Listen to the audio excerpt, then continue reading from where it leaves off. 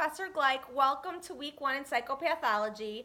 This week's module will present an overview of the competency-based assessment, which will become very familiar to you as a social work practitioner. Competency-based assessment examines how each individual person is affected by the illness. This includes the biopsychosocial framework that looks to the potential importance of biogenetics, psychological, social, neurological contributions, and environmental factors in understanding human behavior.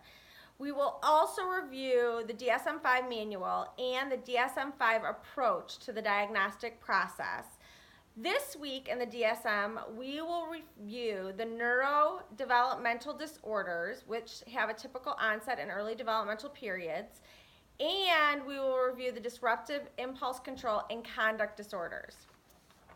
So along with that, the readings this week, there will be readings in the textbook, Psychopathology by Gray and Zide, and which each of the chapters we're going to read, there is a PowerPoint that supplements these chapters, so review that as well. So chapter 1 is going to be the Intro to Competency-Based Assessment. Read that and review the PowerPoint that goes with chapter 1. Chapter 2 is going to be the neurodevelopmental disorders. This would include disorders such as autism, social communication disorders, ADHD. So read that chapter and review the chapter 2 PowerPoint. And then chapter 13 is going to be the disruptive impulse control and conduct disorders. This would include the disorders of oppositional defiant disorder and conduct disorder. So make sure you read that chapter and review the PowerPoint that goes with chapter 13. In addition, you have to look over the chapters in the DSM. So the DSM-5 section 1, intro, use of the manual, and cautionary statement for forensics. That would be pages 5 to 25. In the DSM-5 section 2, you're going to want to read the neurodevelopmental disorders, which is pages 31 to 86. The disruptive impulse control and conduct disorders, which is pages 461 to 480. And the child maltreatment and neglect, which is pages 717 to 719. The child maltreatment and neglect is actually what we would call a Z code in the DSM-5. It was called a V code in the DSM-4-TR, and those are found in the back of the manual. We'll talk a little bit further about those as we go through the course.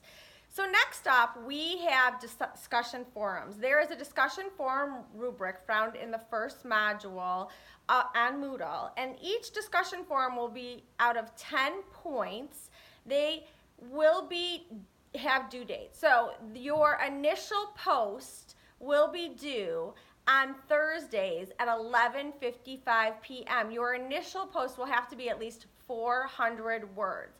Then in addition, on every discussion forum, you are going to need to respond to 2 classmates' discussion forum, and you will have to do that by Sunday at 11:55 p.m. One of my goals as a professor is to have most students' discussion forums responded to. So in choosing a discussion forum to respond to, if you find one that's interesting that nobody else has responded to yet, maybe choose that one to make sure everyone in class's discussion forums are being responded to.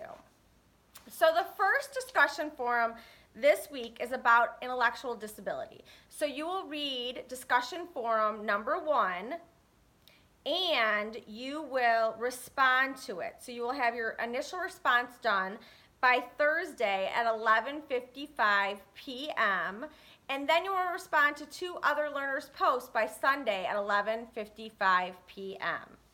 The second discussion forum this week is a diagnostic example, a vignette, and you will read it, and then you will try to decide the diagnostics. I would encourage you to look at both oppositional defiant disorder and conduct disorder and try to decide what you feel like this vignette fits in. And that would be in the disruptive impulse control and conduct disorder section. So look over those. Your initial post will be due Thursday by 11:55 p.m. It will need to be at least 400 words. Then in addition, you will want to respond to 2 other learners' posts by Sunday at 11:55 p.m. And those want to be sort of substantial responses. You don't want to just say, I agree, or great post. You really want to go into the content of what your classmate is saying. In addition, this week, we would like to get to know each and every one of you. So we would like you to do a welcome and an intro. This is not for a grade. It is just to kind of let everyone know a little bit about information about you. You can either do this in a PowerPoint slide or you can do a short video. It's really up to you. So just read the intro and decide how you would like to introduce yourself to your classmates.